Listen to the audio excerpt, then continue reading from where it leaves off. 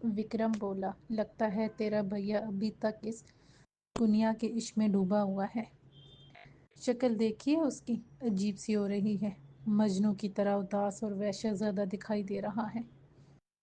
یہ تمہارا وہم ہے، فیکٹری میں کام کی وجہ سے ان کی شکل ایسی ہو رہی ہے۔ وکرم ہنسنے لگا۔ بات بنانا کوئی تم سے سیکھے، صبح مجھے صحیح وقت پر اٹھا دینا، وہ کروٹ بدلتے ہوئے بولا۔ کچھ دیر بعد اس کے خراٹے لینے کی آوازیں آنے لگی۔ وکرم کو سوتے ہوئے بمشکل 2 گھنٹے گزرے ہوں گے کہ نندنی نے اسے بازو سے پکڑ کر ہلانا شروع کر دیا۔ ارے اٹھو جی، غضب ہو گیا ہے۔ وکرم نے بمشکل آنکھیں کھولیں۔ اس کی نظریں حواس باختہ نندنی کے چہرے پر پڑیں جو دھواں دھواں ہو رہا تھا۔ کیا ہوا؟ اتنی رات کے کون سی مصیبت آ پڑی ہے؟ قبل اس کے کہ نندنی کوئی جواب دیتی، ایک کربناک چیخ وکرم کی سماعت سے ٹکرائی۔ اسے یوں محسوس ہوا جیسے کوئی کسی کا گلا گھونٹ رہا ہو۔ ایک دم ہی وہ بستر سے نیچے اتر آیا۔ یہ کیسی آواز تھی؟ کیا کوئی گھر میں گھس آیا ہے؟ بھیا کی آواز ہے، جانے انہیں کیا ہو گیا ہے۔ ہذیان بکے جا رہے ہیں، نندنی نے بمشکل جواب دیا۔ کچھ سمجھ میں نہیں آ رہا، تم چل کر دیکھو تو صحیح۔ وکرم نے جلدی سے چپل پہنی اور سنیل کے کمرے میں پہنچا۔ شانتی دیوی سنیل کو پکڑ کر بٹھانے کی کوشش کر رہی تھی اور وہ خود کو ان سے چھڑانے میں مصروف تھا۔ اس کی آنکھیں سرخ ہو رہی تھیں، ان میں وحشت چھائی ہوئی تھی، چہرے پر خفگی کے تاثرات موجود تھے۔ وکرم کو دیکھتے ہی سنیل خونخوار نظروں سے اسے گھورنے لگا۔ کیا بات ہے سنیل، تمہاری طبیعت تو ٹھیک ہے؟ اتنی رات کو کیا ہنگامہ مچا رکھا ہے؟ وکرم نے اپنے لہجے کو نارمل رکھتے ہوئے پوچھا۔ تو کون ہے؟ سنیل نے وکرم کو غضبناک نگاہوں سے دیکھتے ہوئے خود کو ماں کی گرفت سے آزاد کرنے کی کوشش کی۔ لگتا ہے تمہارا دماغ خراب ہو گیا ہے، یا پھر تم ایکٹنگ کر رہے ہو تاکہ پونم سے شادی نہ کرنی پڑے۔ وکرم کے منہ سے ان الفاظ کا نکلنا تھا کہ سنیل نے جھٹکا دے کر خود کو ماں کی گرفت سے آزاد کیا اور وکرم کے منہ پر 2 تھپڑ رسید کر دیے۔ یہ تھپڑ اتنے زناٹے دار تھے کہ وکرم کی گال سرخ ہو گئے۔ بھاگ جا یہاں سے، نہیں تو میں مار مار کر وہ حشر کروں گا کہ تو اس گھر میں آنا بھول جائے گا۔ نکل جا یہاں سے، نیچ اور بدذات انسان۔ وکرم ایک دم خوفزدہ ہو گیا۔ سنیل کی بدلی ہوئی آواز اب اسے ڈرامہ نہیں لگ رہی تھی۔ وہ ساکت سا کھڑا تھا، تبھی سنیل نے اسے کندھوں سے پکڑ لیا۔ چھوڑو سنیل، کیا کر رہے ہو؟ شانتی دیوی اور نندنی نے سنیل کے ہاتھوں سے وکرم کو چھڑانے کی کوشش کی۔ اپنی ماں کی بات تو سنو۔ تو میری ماں نہیں، سنیل نے غصیلے لہجے میں ماں کو جواب دیا۔ وکرم بڑی مشکل سے خود کو چھڑانے میں کامیاب ہو گیا تھا۔ وہ تیزی سے کمرے سے نکلا اور گیٹ کھول کر سر پٹ مندر کی طرف دوڑا۔ وہاں سے وہ منت سماجت کر کے پنڈت جی کو ساتھ لے کر آیا۔ اس نے پنڈت جی کو مختصراً سنیل کے بارے میں بتا دیا تھا۔ جب وہ گھر میں داخل ہوئے تو محلے کے کئی لوگ بھی گھر میں جمع ہو چکے تھے۔ سنیل کی چیخ و پکار کی آواز نے انہیں اکٹھا کر دیا تھا۔ پنڈت جی کے آتے ہی نندنی اور شانتی دیوی کے چہروں پر اطمینان کا تاثر ابھرا۔ سنیل جو غصے میں چلاتا ہوا چیزوں کو توڑ پھوڑ میں مصروف تھا، ایک دم رک کر پنڈت جی کو گھورنے لگا۔ اس کے تیور بے حد خراب نظر آ رہے تھے۔ پنڈت جی کچھ دیر تک سنیل سے نظریں چار کیے کچھ پڑھتے رہے، پھر انہوں نے باروب لہجے میں اسے مخاطب کیا۔ کون ہے تو؟ راجندر شرما، سنیل نے بدلی ہوئی آواز میں جواب دیا۔ تو سنیل کو کیوں پریشان کر رہا ہے؟ اس نے تیرا کیا بگاڑا ہے؟ اس کا وجود برباد کرنے کے لیے میری آتما بے کل کی گئی ہے۔ جب تک میرا مقصد پورا نہیں ہو جاتا میری آتما اس پر سے نہیں جائے گی، سنیل نے خونخوار لہجے میں جواب دیا۔ تو اسے چھوڑ دے، جا، چلا جا۔ پنڈت جی کا جملہ سنتے ہی سنیل نے ایک ہیکا لگایا۔ جا پنڈت، اپنا کام کر، میرے راستے میں نہ آ۔ مجھے جس نے بھیجا ہے اس کی طاقت کا تو مقابلہ نہیں کر سکتا۔ سنیل کے منہ سے نکلے ان الفاظوں کو سنتے ہی پنڈت جی کا چہرہ غصے سے سرخ ہو گیا۔ ایک دم وہ گرجے۔ میں تجھے حکم دیتا ہوں کہ تو سنیل کو چھوڑ دے، ورنہ میں تجھے جلا کر بھسم کر دوں گا۔ میں سنیل کو ہرگز نہیں چھوڑوں گا، تیری دھمکیوں سے میں ڈرنے والا نہیں۔ مجھے عمل کے ذریعے بھیجنے والی تجھ سے زیادہ طاقتور ہے، اس کے آگے تیرا عمل نہیں چلنے والا۔ بتا تجھے کس نے بھیجا ہے اور کس مقصد سے بھیجا ہے؟ پنڈت جی کے پوچھنے پر وہ ہنسنے لگا۔ یہ میں تجھے کیوں بتاؤں؟ اب تو زیادہ باتیں مت کر، کرنا ہے تو میری آتما کو شانت کر۔ راجندر شرما، میں تجھ سے پھر کہتا ہوں کہ تو سیدھے طریقے سے چلا جا، ورنہ اپنا انجام سوچ لے۔ سنیل نے ان کی بات کا کوئی جواب نہیں دیا اور پلکیں جھپکائے بغیر سرخ سرخ آنکھوں سے پنڈت جی کو گھور رہا تھا۔ کمرے میں گہرا سکوت تھا۔ شانتی دیوی امید و بیم کی کیفیت سے دوچار تھی۔ سب لوگوں کی نظریں سنیل پر جمی تھیں کہ اچانک سنیل نے جھٹکا مار کر خود کو لوگوں کی گرفت سے آزاد کیا۔ قبل اس کے کہ لوگ اسے دوبارہ جکڑ کر قابو کرتے، وہ ایک چست میں پنڈت جی کے پاس پہنچ گیا۔ کسی پہلوان کی طرح اس نے ان کو اٹھا کر زوردار پٹخنی دی اور ان کے سینے پر چڑھ کر گلا دبانے لگا۔ پنڈت جی کے لیے سانس لینا 2 بار ہو گیا۔ اس سے پہلے کہ سنیل کا ان کا گلا دباتا، 4-5 آدمیوں نے اسے پنڈت کے سینے سے ہٹایا۔ دیکھ پنڈت، اپنا راستہ ناپ، بلا وجہ مجھ سے دشمنی نہ مول لے، میں تجھے بھی مار ڈالوں گا۔ تیرے جنتر منتر میرا کریا کرم نہیں کر سکتے۔ یہ تیری بھول ہے کہ تو مجھے بھسم کر دے گا۔ میں کمزور آتما نہیں جو تجھ سے ڈر کر یہاں سے بھاگ جاؤں۔ چھوڑ دو مجھے اس کا کریا کرم کرنا ہے۔ سنیل نے ایک بار پھر خود کو آزاد کرنے کی جدوجہد شروع کر دی تھی۔ سنیل، میرے بچے، ہوش میں آؤ، دیکھو میں تمہاری ماں ہوں۔ شانتی دیوی کی آواز سن کر سنیل نے انہیں گھورا۔ تم ماں نہیں ہو میری، بلا وجہ مجھ سے محبت جتانے کی کوشش نہیں کرو، دفع ہو جاؤ۔ شانتی دیوی یہ سنتی زور سے رونے لگی۔ نندنی بھی رونے میں ان کے ساتھ شریک تھی۔ ساتھ ہی وہ ہاتھ اٹھائے بھگوان سے دعا بھی کر رہی تھی کہ اس آفت سے بھیا کو چھٹکارا مل جائے۔ پنڈت جی جھاڑ پھونک کے حوالے سے پورے علاقے میں مشہور تھے۔ سنیل کے تیور بگڑے ہوئے تھے، یوں لگ رہا تھا کہ وہ پنڈت جی کو کچا چبا جائے گا۔ پنڈت جی نے کئی جن بھوت اتارے تھے، وہ ڈرنے والوں میں سے نہیں تھے۔ وہ آدمی جو سنیل کو پکڑے ہوئے تھے، انہیں اسے قابو کرنے میں دشواری ہو رہی تھی۔ فرش پر بیٹھے پنڈت جی مشکل اٹھے۔ ایک دم ہی ان کا غصہ آسمان پر پہنچ گیا تھا۔ ناپکار، اب دیکھ میں تیرے ساتھ کیا کرتا ہوں۔ غضبناک لہجے میں پھنکارتے ہوئے انہوں نے پڑھنا شروع کیا۔ پھر اچانک انہوں نے منہ پر ہاتھ پھیر کر ایک زوردار پھونک سنیل کے چہرے پر ماری۔ وہ ایک دم زمین پر گرا اور ماہی بے آب کی طرح تڑپنے لگا۔ اس کے حلق سے کربناک چیخیں بلند ہو رہی تھیں، لیکن وہ سنیل کی اپنی آواز نہ تھی۔ شانتی دیوی کی حالت قابل رحم تھی۔ بیٹے کا کرب دیکھ کر ضبط کے سارے بندھن ٹوٹ گئے تھے۔ وہ چلانے لگی، پنڈت جی، یہ آپ نے کیا کر دیا؟ اس طرح تو میرا بچہ مر جائے گا۔ پنڈت جی ان کی بات کا کوئی جواب دینے کی بجائے سنیل کو گھورتے رہے، جو فرش پر تڑپ رہا تھا جیسے سخت اذیت میں ہو۔ ایک دم اس نے اپنا سر زمین پر مارنا شروع کر دیا۔ خون ایک دم اس کے ماتھے سے نکلا اور چہرے پر پھیل گیا۔ شانتی دیوی نے دوڑ کر اسے بازو میں بھر لیا۔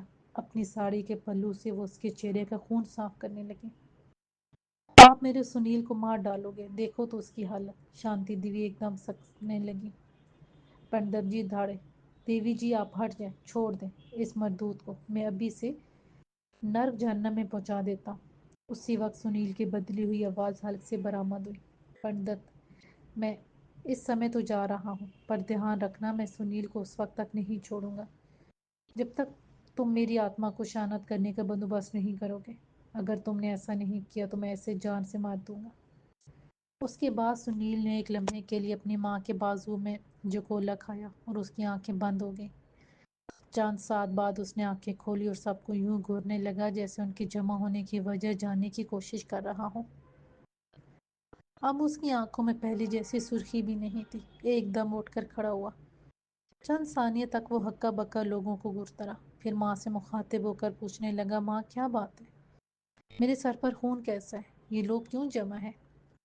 قبل اس کے کہ شانتی دیوی کو جواب دیتی، پنڈت جی بولے، تم سوتے میں سیڑھیاں چڑھتے ہوئے گر پڑے تھے۔ تمہاری ماں کی چیخو پکار سن کر تمام لوگ اکٹھے ہوئے ہیں، مگر مجھے تو سوتے میں چلنے کی عادت نہیں ہے۔ سنیل نے پریشان لہجے میں کہا، تمہاری ماں بھی یہی کہہ رہی تھی کہ تمہیں نیند میں چلنے کی عادت نہیں ہے۔ میں چلتا ہوں۔ اسی وقت پنڈت جی نے پاس کھڑے لوگوں کو نکلنے کا اشارہ کیا۔ ان کا اشارہ پاتے ہی تمام پڑوسی خاموشی سے نکلنے لگے۔ وکرم نے بھی پنڈت جی کو چھوڑنے کے لیے ان کا ساتھ ہو لیا۔ راستے میں پنڈت جی بڑی سنجیدگی سے بولے، سنیل کی ماں نے بڑی حماقت کا ثبوت دیا ہے۔ اگر آج وہ خود پر جبر کر لیتی اور درمیان میں نہیں آتی تو میں اس گندی آتما کے وجود کو بھسم کر دیتا۔ اب تو اس کا قبضے میں آنا مشکل ہے۔ آخر یہ سب کیسے ہو گیا پنڈت جی؟ کیا سنیل پر کسی نے جادو کرایا ہے؟ ہاں بالکل ایسا ہی ہے۔ کسی ناری نے یہ گھناؤنی حرکت اپنے مقصد میں کامیابی کے لیے کی ہے۔ تم چنتا مت کرو، بھگوان سے اچھی امید رکھو، پنڈت جی نے دلاسا دیا۔ گھر واپس لوٹنے کے بعد وکرم خاصی دیر تک جاگتا رہا۔ یہ تو وہ سمجھ چکا تھا، سنیل پر جادو ٹونا کرنے والی لڑکی وہی ہے جس سے سنیل شادی کرنا چاہتا تھا۔ محبت میں ناکامی کے بعد اس لڑکی نے انتقاماً سنیل کو پریشان کرنے کے لیے عمل کروایا ہے تاکہ اس کی شادی پونم سے نہ ہو سکے۔ صبح وکرم کی آنکھ خاصی دیر سے کھلی۔ اٹھتی ہی اسے کام پر جانے کی پڑ گئی۔ وہ ناشتہ کرنے بیٹھا تو اسے سنیل بھلا چنگا نظر آیا۔ سنیل ناشتے کے دوران وکرم سے بڑے اخلاق سے باتیں کرتا رہا۔ وکرم نے سنیل کو دیکھ کر یہی اندازہ لگایا کہ سر آئی بلا ٹل گئی ہے۔ ناشتے سے فارغ ہو کر وکرم نے کپڑے تبدیل کیے اور کام پر روانہ ہو گیا۔ شام کو سورج ڈھلتے ہی وہ اپنے گھر جانے کے بجائے سنیل کی خیریت دریافت کرنے گھر پہنچا تو سنیل ایک بار پھر راجندر شرما بن کر شور برپا کی ہوئی تھا۔ میں بھی تمہیں فون کرنے والی تھی، شکر ہے تم آ گئے۔ بھیا کی پھر سے وہی کل والی حالت ہو گئی ہے، نندنی نے روتے ہوئے اسے بتایا۔ فوراً ہی وکرم پنڈت جی کو بلانے دوڑا۔ سنیل جو آپے سے باہر ہو کر وہی تباہی بکنے میں مصروف تھا۔ پنڈت جی کے آتے ہی ایک دم ہوش میں آ گیا۔ وکرم کے علاوہ باقی گھر کے افراد سنیل کے بدلے ہوئے رویے کو دیکھ کر حیران تھے۔ پنڈت جی جانے لگے تو وکرم نے ان سے سنیل کے بدلے ہوئے رویے کی وجہ پوچھی۔ ایک دم پنڈت جی کو دیکھ کر سنیل کا بھلا چنگا ہو جانا وکرم کی سمجھ سے باہر تھا۔ پنڈت جی کچھ سوچتی ہوئے گویا، مجھے تو پہلے ہی اس بات کا خطرہ تھا۔ پہلی بار عمل میں ناکامی کے بعد اس پلیت کا قبضے میں آنا مشکل ہے۔ کچھ تدبیر تو کرنی ہوگی۔ پنڈت جی آپ کو اس کی ماں کو دیکھا ہے کتنی پریشان ہے۔ میں کوشش کروں گا کہ وہ بلا سنیل کے سر سے جلد ٹل جائے۔ پنڈت جی کا جواب سن کر وکرم کو آس بن گئی۔ کئی ہفتے بیت گئے مگر سنیل کی حالت سنبھل نہ سکی۔ محلے کے سارے لوگ پریشان تھے۔ خود پنڈت جی نے بہت ہاتھ پاؤں مارے کہ کسی طرح راجندر شرما کو اپنی گرفت میں لے لیں، مگر انہیں اپنے مقصد میں کامیابی کا موقع نہ مل سکا۔ پنڈت جی کو دیکھتے ہی سنیل پر پڑا دورہ دور ہو جاتا تھا۔ سنیل کی حالت دن گزرنے کے ساتھ ابتر ہوتی جا رہی تھی۔ وہ دورے کے عالم میں کسی بھی شخص کو مارنے پیٹنے لگتا تھا۔ پڑوسیوں کے گھروں میں گھس کر وہ گھر کا سامان توڑ ڈالتا۔ سارے محلے کے لوگ اس کی حرکتوں سے خوفزدہ ہو کر اپنے گھروں کے دروازے بند رکھنے لگے تھے۔ شانتی دیوی کو پورا یقین تھا کہ سنیل کی اس حالت کی ذمہ دار کملا ہے۔ ایک دن شانتی دیوی گھر سے کسی کام کا کہہ کر نکلی تو کئی گھنٹے بعد نڈھال سی آ کر لیٹ گئی۔ ماں تم کہاں چلی گئی تھی؟ مجھے بڑا ڈر لگ رہا تھا کہ کہیں بھیا کی طبیعت خراب نہ ہو جائے۔ مجھے تو انہیں اس حالت میں دیکھ کر خوف آتا ہے، نندنی نے انہیں پانی دیتی ہوئی پوچھا۔ میں کملا کی تلاش میں گئی تھی، پہلے فیکٹری گئی، وہاں سے پتہ چلا کہ وہ نوکری چھوڑ گئی ہے۔ میں نے پتہ لیا اور ان لوگوں کے پاس گئی جن کے پاس وہ یہاں رہتی تھی۔ انہوں نے بتایا کہ اس کی بہن کی طبیعت خراب ہے، اس کے پاس گئی ہے۔ جانے لوٹے گی بھی یا نہیں، بچ گئی وہ۔ ایک بار وہ مجھے مل جائے میں اس کا خون پی لوں گی۔ شانتی دیوی زاروں قطع رونے لگی۔ وکرم کی ماں سریتا نے بہت سوچ سمجھ کر اپنی بیٹی پونم کی سگائی سنیل سے کرنے سے انکار کر دیا تھا۔ اس دوران ان کی پڑوسن کامنی کیلاش کی ضد سے مجبور ہو کر پونم کا رشتہ لے آئی تھی۔ کیلاش سریتا اور ان کے بیٹوں کو پسند نہیں تھا، پھر بھی انہوں نے رشتہ بخوشی قبول کر لیا تھا۔ کیلاش کی پونم سے ایک ماہ کے اندر شادی ہو گئی۔ وکرم نے بھی سنیل کی خبر لینا چھوڑ دی تھی۔ شانتی دیوی کے دن عذاب میں گزر رہے تھے کہ ان کے بھائی ونود نے انہیں کسی سادھو کا پتہ بتایا جو بلاؤں کو اتارنے کے حوالے سے مشہور تھے۔ وہ سنیاسی بابا رام لال تھے۔ شانتی دیوی نے بڑی منت سماجت کر کے اپنے بھائی سے کہا کہ وہ انہیں ان کے گھر لے آئے۔ رام لالا نے آتے ہی وہی طریقہ اختیار کیا جو اس سے قبل کئی لوگ سنیل پر آزما چکے تھے۔ سنیل پر کچھ پڑھ کر پھونکنے کے بعد وہ بڑی آسانی سے اسے سوال کرتے رہے۔ سنیل بڑے اطمینان سے جواب دیتا رہا۔ رام لال نے جب یہ پوچھا یہ جادو کس نے کرایا ہے تو سنیل نے لاپرواہی سے جواب دیا کہ کسی نے تو کروایا ہے، تبھی تو وہ یہاں پر ہے۔ نام تو بتاؤ جس نے کرایا ہے، رام لال نے نرمی سے پوچھا۔ یہ میں کیوں بتاؤں؟ وچن دے تو میری آتما کو آزاد کرانے کے لیے اس کو جان سے مار دے گا۔ جس نے مجھے قابو میں کیا ہوا ہے، تو میں بتاؤں گا۔ تیری بات سے ظاہر ہوتا ہے کہ تو اپنی بات منوائے بغیر نہ سنیل کی جان چھوڑے گا اور نہ ہی بتائے گا کہ عمل کس مقصد کے لیے ہوا ہے۔ اس کا جواب سنتے ہی رام لال نے نرم لہجے میں اپنی بات مکمل کی۔ پھر انہوں نے کسی اشتعال میں آئے بغیر نہ جانے کون سنبھل پڑا کہ سنیل کا جسم بری طرح کانپنے لگا۔ وہ تڑپنے لگا اور کلا بازیاں کھانے لگا۔ اس کے منہ سے نکلنے والی دردناک چیخوں نے آسمان سر پر اٹھا لیا۔ شانتی دیوی بڑی مشکل سے ضبط کر رہی تھی۔ اس کی تکلیف دیکھ کر ان کا دل خون کے آنسو رو رہا تھا۔ رام لال پرسکون انداز میں بیٹھے عمل پڑھ رہے تھے۔ بتا تو تجھے کس نے بھیجا ہے اور کس مقصد سے بھیجا ہے؟ ایک دم وہ گرجے۔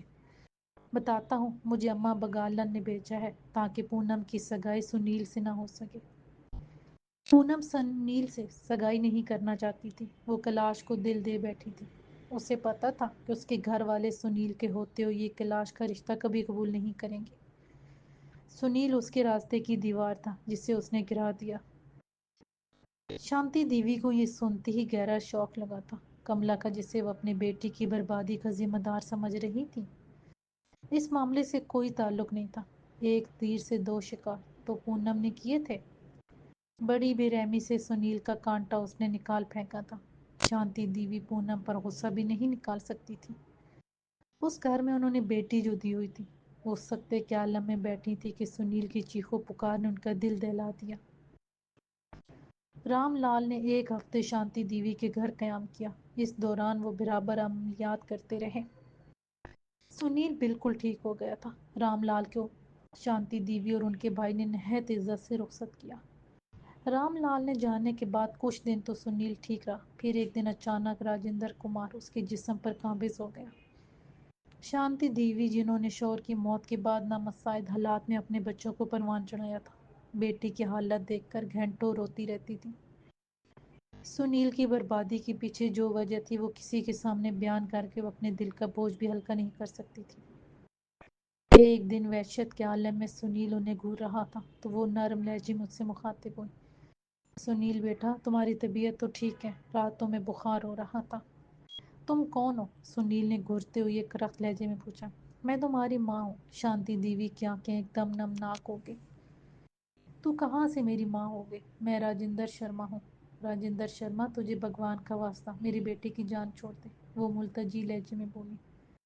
سنیل نے اپنی سرخ آنکھوں سے گھورتے ہوئے کہا، اگر تجھے اپنے بیٹے کا جیون اتنا ہی پیارا ہے تو میری آتما کو آزاد کروانے میں میری مدد کر۔ اماں بگالن کا جیون ختم کر دے، میری آتما اس کے چنگل سے آزاد ہو جائے گی۔ موسیٰ، میں تو کہتا ہوں اسے پاگل خانے بھیج دیں۔ اب اس کا ٹھیک ہونا ممکن نہیں، کچھ بھروسہ نہیں کسی دن آپ کی جان لے بیٹھے۔ وکرم نے کہا، جو اسی وقت نندنی کے ساتھ گھر میں داخل ہوا تھا۔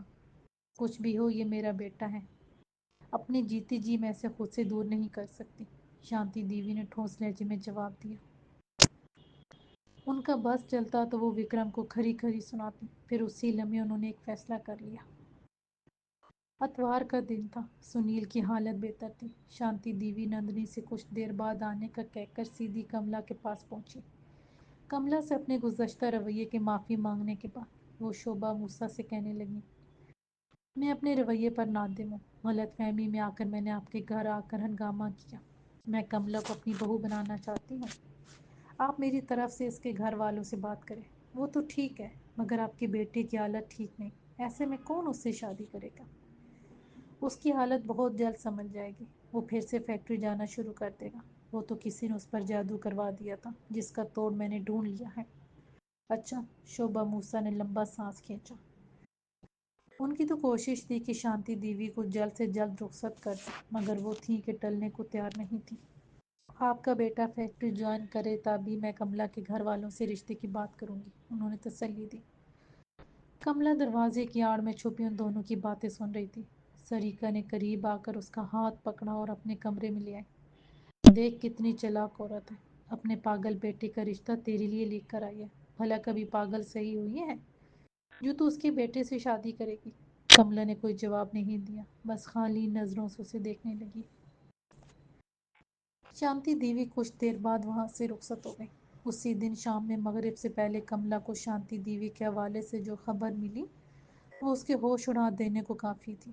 شانتی دیوی نے کسی عورت کو قتل کر دیا تھا جو کالے عملیات کی ماہر تھی، اور یہ اطلاع اسے سنیل کے دوست کے ذریعے ملی تھی۔ کملا نے بڑی مشکل سے شوبھا موسیٰ کو راضی کیا وہ اس کے ساتھ تھانے چلے۔ کملا شوبھا موسیٰ کے ساتھ تھانے پہنچی تو وہاں سنیل پہلے سے موجود تھا۔ بڑی مشکل سے انہیں شانتی دیوی سے ملاقات کی اجازت ملی۔ شانتی دیوی شوبھا موسیٰ اور کملا کو دیکھتی بولی، بھگوان کا بڑا احسان ہے، اس نے مجھے میرے مقصد میں کامیاب کر دیا۔ سنیل کو اب دورے نہیں پڑیں گے، اس کے سر آئی بلا ٹل گئی ہے۔ کیا مطلب؟ شوبھا موسیٰ نے نہ سمجھنے والے انداز میں پوچھا۔ آپ نے کیا جان بوجھ کر قتل کیا ہے؟ میں تو سمجھی تھی کہ آپ بے وجہ دھر لی گئی ہیں۔ ہاں، میں نے اماں بگالن کو قتل کیا ہے۔ اس نے جو گندی بلا میرے بیٹے کے سر پر مسلط کی تھی وہ کبھی بھی اس کی موت کے بغیر جانے والی نہیں تھی۔ اب وہ مر گئی ہے تو یقیناً وہ بلا سنیل کو پریشان نہیں کرے گی۔ کملا جو خاموشی سے موسیٰ اور شانتی دیوی کے درمیان ہونے والی گفتگو سن رہی تھی ایک دم بول پڑی، آنٹی یہ آپ نے کیا کر دیا؟ اتنا بڑا جرم کر ڈالا۔ جرم کیا؟ جو کچھ میں نے کیا اپنی بیٹی کی زندگی بچانے کے لیے کیا۔ وہ بلا وجہ جو اماں بگالن نے بھیجی تھی اسے جان چھڑانے کا صرف یہی راستہ تھا۔ میں نے تمام پنڈت سادھوؤں کو آزما لیا تھا۔ میں نے خود تھانے آ کر اقبال جرم کیا ہے۔ اب مجھے جو بھی سزا ملے میں سہنے کو تیار ہوں۔ شانتی دیوی نے بغیر کسی پشیمانی کے کہا، ملاقات کا وقت ختم ہو گیا ہے، چلو یہاں سے۔ حوالدار نے سخت لہجے میں آ کر کہا تو وہ ان دونوں الوداعی کلمات کہتی ہوئے وہاں سے نکل آئیں۔ سنیل اور وکرم نے بہت کوشش کی کہ شانتی دیوی کو کسی طرح رہائی مل جائے مگر انہیں کامیابی نہ ہو سکی۔ پولیس نے فوراً ہی ان کا کیس عدالت میں پیش کر دیا تھا۔ شانتی دیوی نے بھری عدالت میں اقبال جرم کر لیا، حالانکہ عدالت نے انہیں صفائی پیش کرنے کا موقع بھی دیا، لیکن وہ اپنے بیان سے نہ پھری۔ دوسری پیشی پر انہیں پھانسی کا حکم سنا دیا گیا مگر وہ پرسکون رہیں۔ پولیس والے جب انہیں عدالت سے باہر لائے تو انہوں نے سنیل کے چہرے کو بغور دیکھ کر بولی، خوش رہ میرے بچے، تیری ماں نے جو کیا تیری عافیت کے لیے کیا۔ سنیل کی آنکھوں سے پہلی آنسو جھلک رہے تھے۔ ماں کے ان الفاظوں کو سن کر وہ رونے لگا۔ ماں کیا ضرورت تھی تمہیں؟ ایک ماں ہونے کے ناطے میں نے اپنا فرض پورا کیا ہے، تجھے افسوس کرنے کی ضرورت نہیں۔ شانتی دیوی نے قطعی کلامی کرتے ہوئے یہ بات مکمل کی۔ سنیل نے دونوں ہاتھوں سے چہرے کو چھپا لیا اور زور و قطع رونے لگا۔ شانتی دیوی کی موت کے کچھ عرصے بعد سنیل کی کملا سے شادی ہو گئی۔ گزرتے وقت کے ساتھ وہ دو بچوں کا باپ بن گیا مگر ماں کی موت کا غم آج بھی اس کے دل میں تازہ ہے۔ اکثر تنہائی میں وہ انہیں یاد کر کے رو پڑتا ہے۔ اماں بگالن کی موت کے بعد سنیل کو کبھی دورہ نہیں پڑا۔ جو لوگ سنیل کے دورے کو دماغی مرض قرار دے رہے تھے ان کے لیے یہ باعث حیرت تھا کہ سنیل بغیر کسی ڈاکٹری علاج کے کیسے ٹھیک ہو گیا۔ پونم جس نے اپنی محبت کو پانے کے لیے اماں بگالن کے کالے علم کا سہارا لیا تھا، کیلاش سے باعزت طریقے سے شادی کرنے کے باوجود شادی کے اوائل دنوں کے علاوہ کبھی خوش نہیں رہی۔ کیلاش کی شکی اور غصہ ور طبیعت کو وہ جیسے تیسے برداشت کر ہی رہی تھی۔ اس پر اولاد نہ ہونے کا دکھ اسے اندر ہی اندر کھائے جا رہا تھا اور جسے اس نے رائے کا کانٹا سمجھ کر اپنے راستے سے ہٹانا چاہا تھا وہ آج خوشحال اور پرسکون زندگی گزار رہا تھا۔